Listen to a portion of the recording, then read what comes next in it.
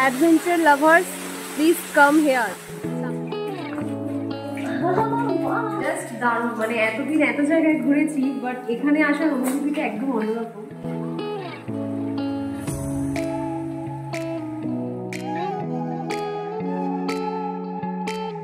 পাশের যে সাঁকো করা রয়েছে, এই সাঁকোর উপর দিয়েই রাস্তা। ওই দেখো নিচে ফাঁকা। হ্যালো বন্ধুরা, welcome to breath of life with Chitra's YouTube channel. আশা করি আপনারা সবাই ভালোই আছেন। আমাদের উত্তর পূর্ব ভারতের এক ছোট্ট রাজ্য মেঘালয়কে এক অকার্পণ্য হস্তে ঈশ্বর যেন ঢেলে সাজিয়েছে। পাহাড়, ঝর্ণা, নদী, বন, কি নেই এই মেঘালয়ে। আগের পর্বে আমরা এয়ারফোর্স মিউজিয়াম এবং এলিফ্যান্ট ফলস দেখিয়েছি। এবার চললাম মেঘের দেশ চেরাপুঞ্জিতে। বেলা গড়িয়েছে, খিদেও পেয়েছে, আর এই যাত্রাপথে পেয়ে গেলাম হাইওয়ে শেকস নামক এক রেস্টুরেন্ট। তাই আর সময় নষ্ট না করে ঢুকে পড়লাম দুপুরের লাঞ্চ এখানেই সারার জন্য। এখানে একটা ধাবা দেখলাম, ধাবাতে নামলাম লাঞ্চ করা।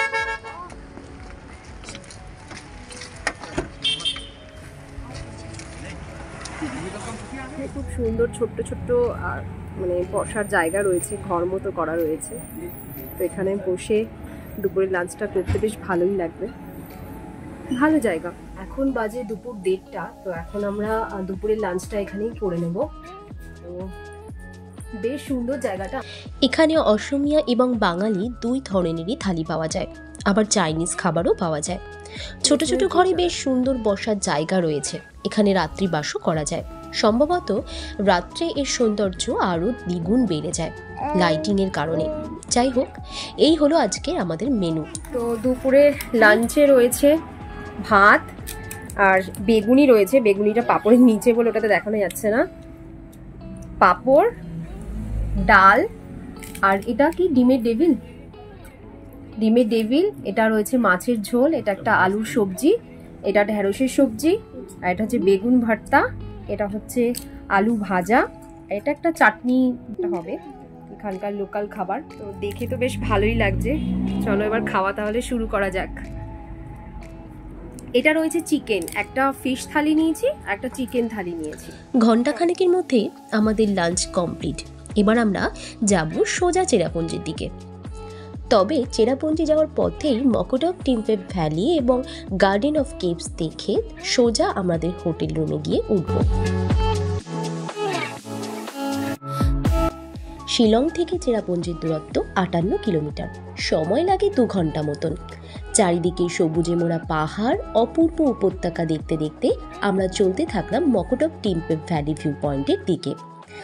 আমি একজন প্রকৃতিপ্রেমী মানুষ, প্রকৃতি আমাকে খুব কাছে টানে, তাই সুযোগ পেলেই বেরিয়ে পড়ি প্রকৃতির টানে। এই অপরূপ সৌন্দর্যের মাঝে হারিয়ে যেতে মাঝে মাঝেই আমার ইচ্ছে করে। দেখতে দেখতে আমরা চলে এলাম মকোটক টিম্পেপ ভ্যালি ভিউ পয়েন্টের কাছে। এটি হলো মকোটক ব্রিজ। এটি চেরাপুঞ্জি পর্যটন সার্কিটের মধ্যে পড়ে। মনোমুগ্ধকর এই স্থানটি পর্যটকদের কাছে এক বিশেষ আকর্ষণীয় স্থান। দুপাশের পাহাড়ের ঢালগুলি এমনভাবে রয়েছে যে দুচোখ জুড়িয়ে আসে। সবুজে ঢাকা পাহাড়, ওপরে মেঘ আর নিচে সরু নদী এক স্পেকটেকুলার ভিউ সঙ্গী হয়ে থেকে গেল মনে।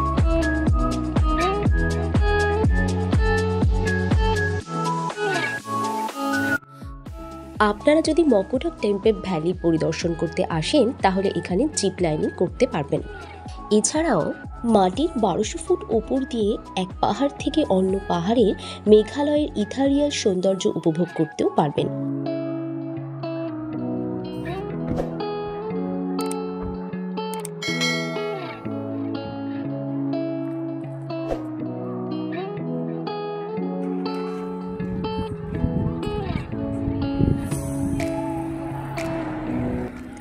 আমরা এখানে কিছুটা সময় কাটিয়ে চললাম পরবর্তী গন্তব্য গার্ডেন অফ কেভসের উদ্দেশ্যে।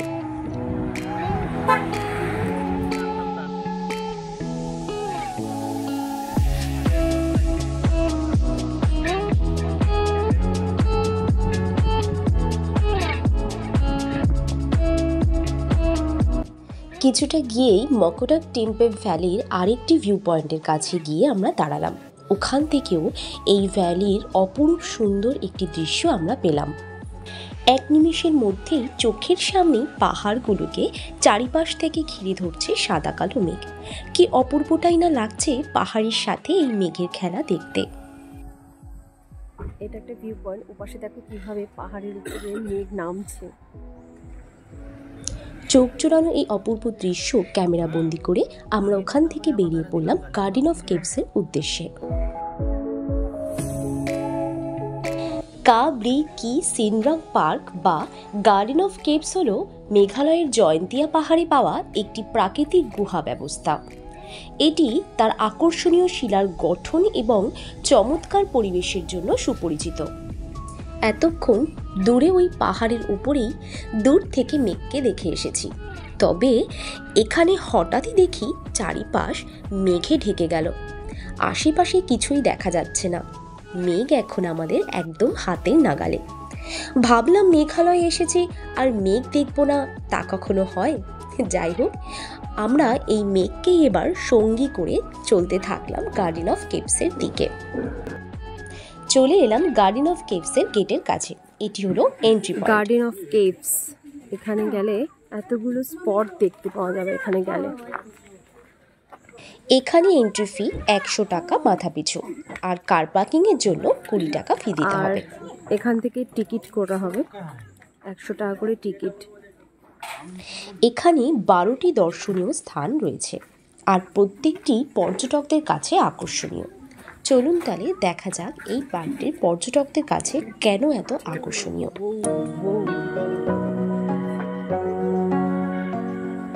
প্রথমেই এন্ট্রি পয়েন্ট থেকে সিঁড়ি দিয়ে নেমে বাঁদিকেই রয়েছে ফার্স্ট স্পট পালুং সাইম। এটি কা সাইংরাং সিয়াম বা কিংস অফ কেভস নামেও পরিচিত। বলতে গেলে এটি একটি কেভস বিছানার মতো কাঠামোর সাথে নিখুঁতভাবে খোদাই করা এই গুহাটির নামটি প্রাচীনকালে একজন রাজার বিশ্রামের স্থান হিসেবে এসেছে। চুনাপাথরের তৈরি এই গুহাটি হাজার হাজার বছর ধরে গঠিত শ্বাসরুদ্ধকর স্ট্যালাকটাইট এবং স্ট্যালাগমাইট গুহাটিতে রয়েছে।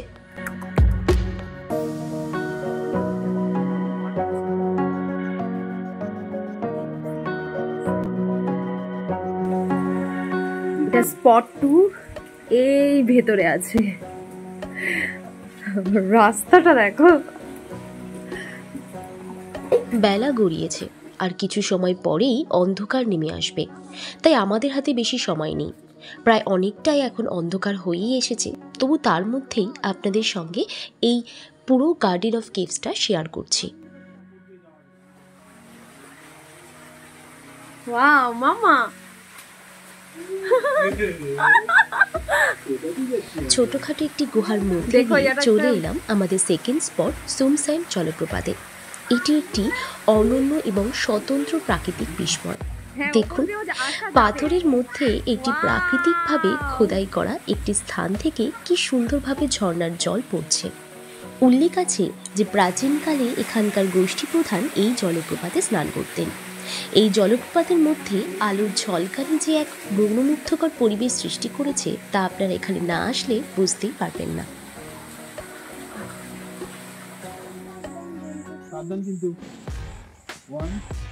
আমরা এই দিক দিয়ে ঢুকেছি।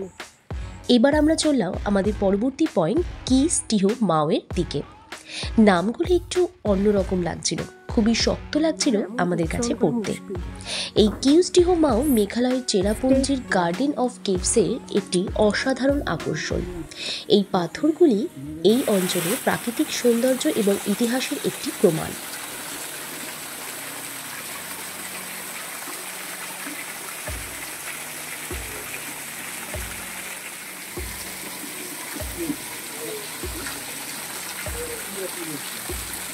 কিস টিহো মাও নামটি প্রাচীনকালে যুদ্ধে ব্যবহৃত ঢাল থেকে এসেছে। এই থেকেই প্রাচীন যুগে নর্থ ইস্ট ইন্ডিয়ার রিচ হিস্ট্রি অফ কালচার বোঝা যায়। এই গুহাটা দেখো,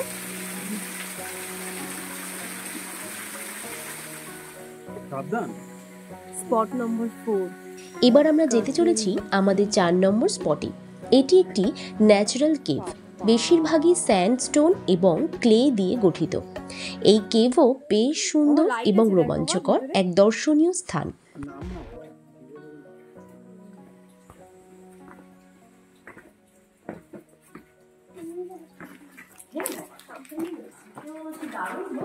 কোথায় কোথায় যাচ্ছি বাবা? হ্যাঁ কি ভীষণ ভালো লাগছে, অন্যরকম এক্সপিরিয়েন্স।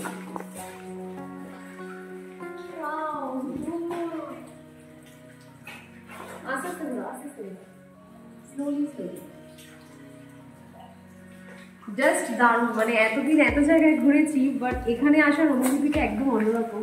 পুরো গুহা একদম, আর যাওয়া এখানে চারদিকে লাইট রয়েছে যাতে অন্য কোনো অসুবিধা না, টপ করে জল পড়ছে এর ওপরে।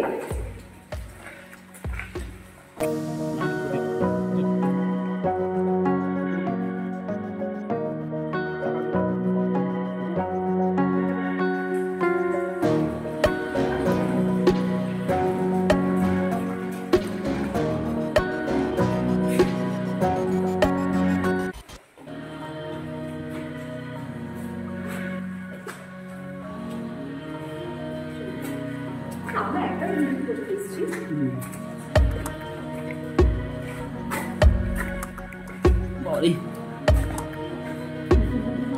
এই কেভটি 2019 সালে পার্ক কমিটি মেম্বাররা আবিষ্কার করেন এবং পর্যটকদের উদ্দেশ্যে খুলে দেওয়া হয়।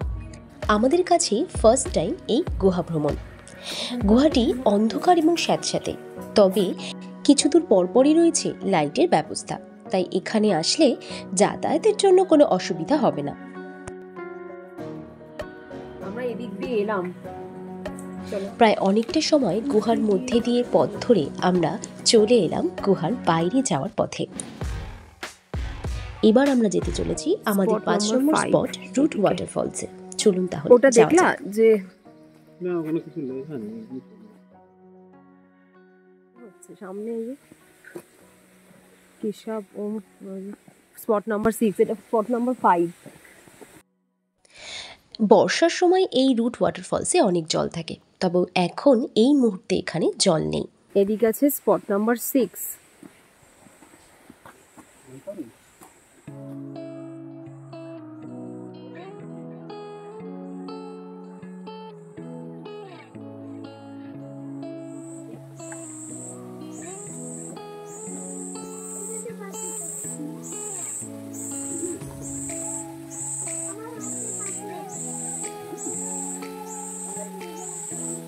জল সেরকম নেই,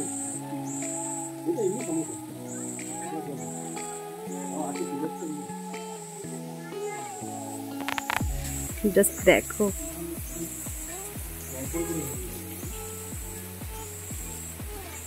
জায়গা, এগুলো খুব সুন্দর।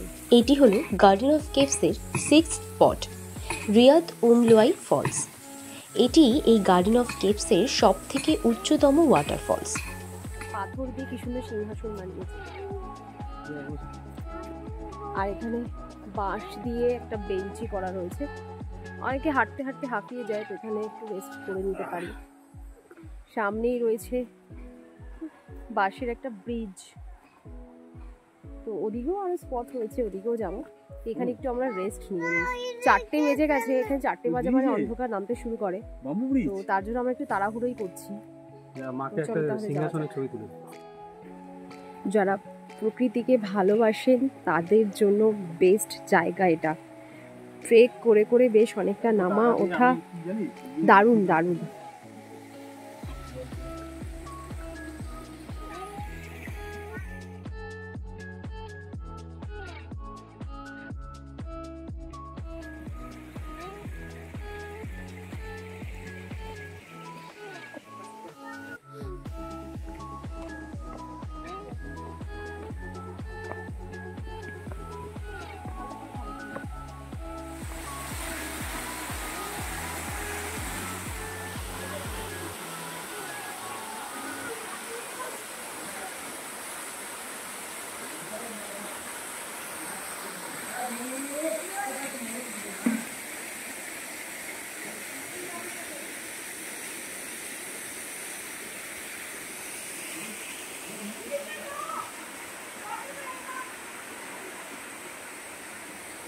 সমানে দিকে ফান গাছ ভর্তি।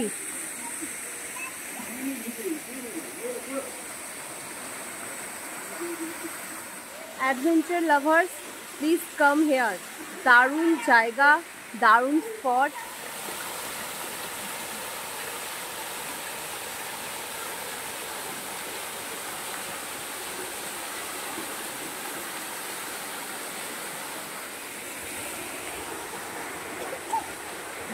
চলো মামা, এবার 8 নম্বর স্পটের দিকে যাচ্ছি। এখানে আরো অনেকক্ষণ বসে কাটানো যায়, বাট আমাদের কাছে টাইম নেই। অলরেডি 4:20 বেজে গেছে আর বেশ অন্ধকার অন্ধকার ব্যাপার চলে এসেছে। তো এখনো 3টে স্পট রয়েছে এইখানে, তো সেগুলো আরো দেখতে হবে, তার জন্য তাড়াতাড়ি বেরিয়ে যেতে হচ্ছে। এবার যাচ্ছি আমরা 8 নম্বর স্পটে, যেখানে রয়েছে ফসিলস। এই যে হচ্ছে ফসিলস।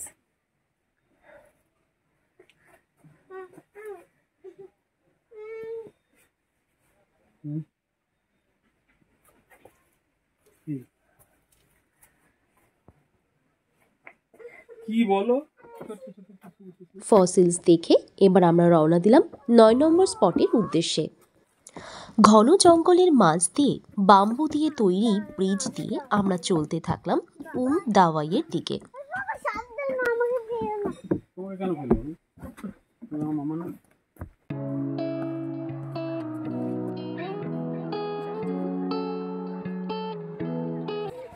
অন্ধকার রাস্তা, কারণ 4:30 বাজে, আর মেঘালয়তে 4টে মানেই অন্ধকার হয়ে যায়, সেখানে 4:30 বাজে না। এই ঘুটঘুটে অন্ধকার রাস্তা দিয়ে আমরা একা 3 জন। খুব ভালো দিক নির্দেশ করা আছে এখানে, তো প্রবলেম হবে না কোন দিকে যাব কোন দিকে যাব না।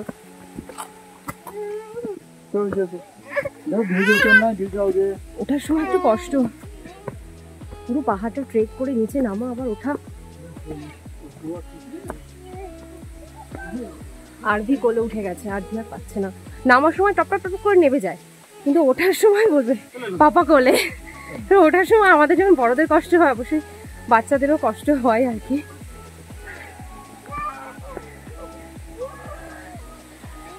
নামানো হয়েছে কিন্তু আবার কোলে ওঠার জন্য কান্নাকাটি করছে।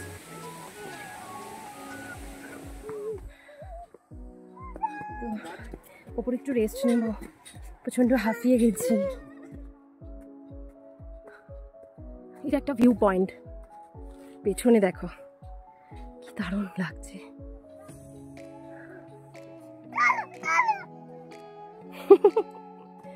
মাম্মা রেগে গেছে। ফ্ল্যাশ কি?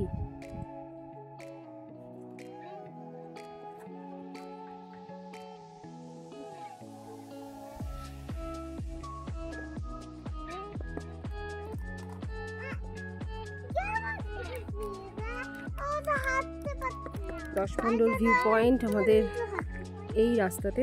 আমরা হাঁপিয়ে গেছি, তাই এখন একটু বসে রেস্ট নিই। গার্ডেন অফ কেভসের এই ভিউ পয়েন্ট থেকে বসে বসে আমরা ওপার বাংলাকে দেখতে পাচ্ছিলাম। ওই দূরে দেখা যাচ্ছে বাংলাদেশ। কি একটা অদ্ভুত অনুভূতি হয়, সেটা আপনাদেরকে মুখে বলে বোঝাতে পারবো না।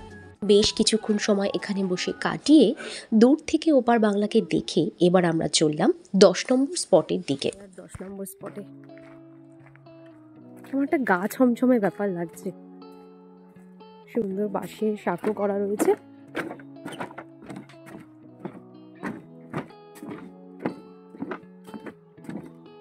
ও মাই গড,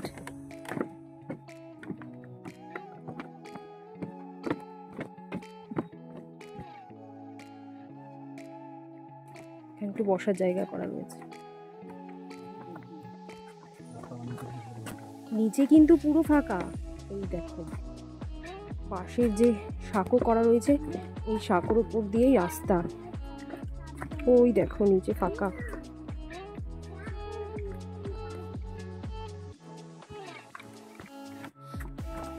গাছগুলো কিভাবে নড়ছে দেখো।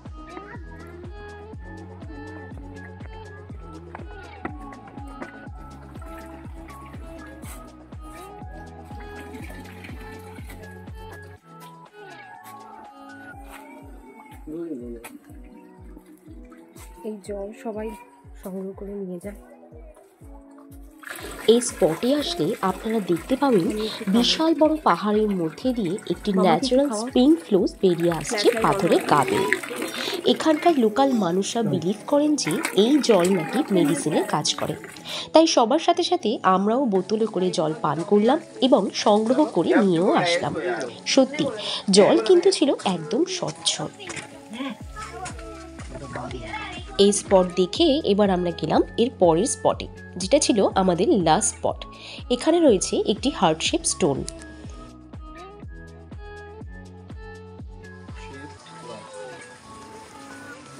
কি সুন্দর হার্ট শেপ। এখানে কিন্তু কয়েন ফেলা যায়। দেখো এখানে অনেকে কয়েন ফেলে, মনোকামনা হয়তো পূরণ হয়, এরকম কোনো ব্যাপার আছে। পুরো হার্ট শেপ, আর নিচ থেকে জল উঠছে, বেশ দারুণ দেখেছো। তো এখানকার সবকটা স্পট আমাদের দেখা হয়ে গেল। এবার আমরা যাচ্ছি গাড়ির দিকে। পুরো অন্ধকার, কিচ্ছু আসছে না। সন্ধ্যা হয়ে গিয়েছে আর আমরা এই 2.5 হেক্টর সবুজ ঘন বন দ্বারা বেষ্টিত পার্কের মধ্যে থাকা 12টি দর্শনীয় স্থান ঘুরে এবার বাইরের দিকে এগোতে থাকলাম। তাহলে বন্ধুরা, আমার এই ভিডিওটি আপনাদের কেমন লাগলো সেটা অবশ্যই নিচে কমেন্ট করে জানাবেন। যদি ভালো লেগে থাকে তাহলে প্লিজ একটা লাইক করে দেবেন, আর যদি আমার এই চ্যানেলে আপনারা নতুন হয়ে থাকেন তাহলে আমার চ্যানেলটিকে সাবস্ক্রাইব করে পাশে থাকা নোটিফিকেশন বেলটিকে অল করে দেবেন, যাতে সবার আগে নতুন নতুন ভিডিও আপনাদের কাছে পৌঁছে যায়। আজকের ভিডিওটা এখানেই শেষ করছি, আবারও নিয়ে আসবো আরেকটি নতুন ভিডিও। টাটা, বাই বাই, সবাই ভালো থাকবেন, সুস্থ থাকবেন।